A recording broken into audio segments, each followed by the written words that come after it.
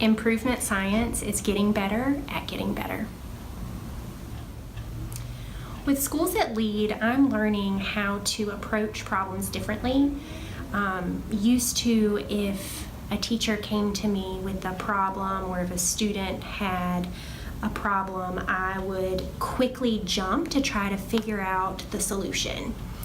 Oftentimes, the solution doesn't work for everyone. It doesn't work for every teacher. It doesn't work for every student.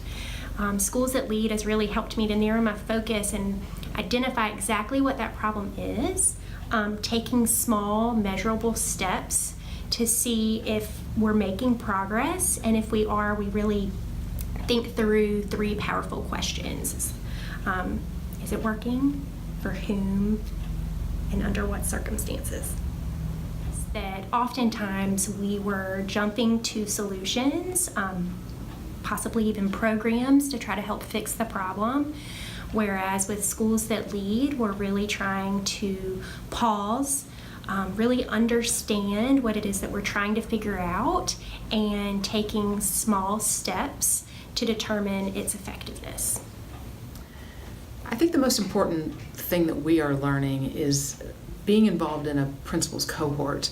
You're learning about the work that needs to happen to really improve schools from the inside out, but you're also learning it within a network of people that is different than normally what we would experience.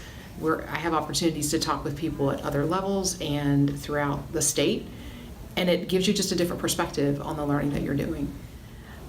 I think the thing that's most fascinating about our work with Schools That Lead is that the teachers have started identifying the areas they want to improve within their classrooms, and I initially didn't even know what it was they were choosing.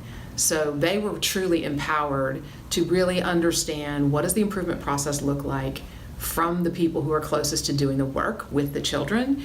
They identified something that they felt was aligned to our school improvement plan, but was something that we're struggling with. And both of them decided, just among the pair of them, to then do some experimenting and trying out. Let's see what will happen if this happens. They're doing some observation in each other's classroom, and it's completely teacher driven. And that's really, I think, the biggest difference. The teachers have shared that the process has been so empowering for them, and they feel very energized and excited by the work. But they have also kept their learning right now within the boundaries of their classroom.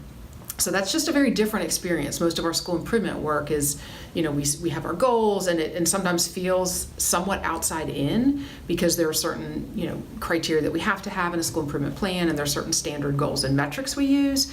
So that process is one that's, definitely well in place. But this just takes a different approach, but it also, they have real ownership over the work that they're doing with the kids, and seeing, is this going to make a difference, and how do I know? So that's the biggest difference, and I think how it's actually playing out in the work we're doing here.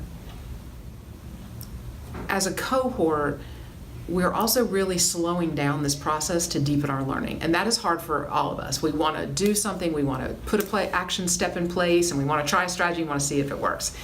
And I think if schools are really interested in truly deepening that experience and better understanding the real problems and what the real problems really are, and digging deeper, I think this process really allows us to get a better sense of what really might be going on, better understanding the problem before we put strategies in place, and also understanding the perspective of the people that we are engaging with. Oftentimes we think about our stakeholders, but I don't know that we've clearly, asked the people, what is it that's happening from your perspective, and using that kind of information to help frame our problem solving. By slowing down, it allows us to consider multiple perspectives and also go deeper.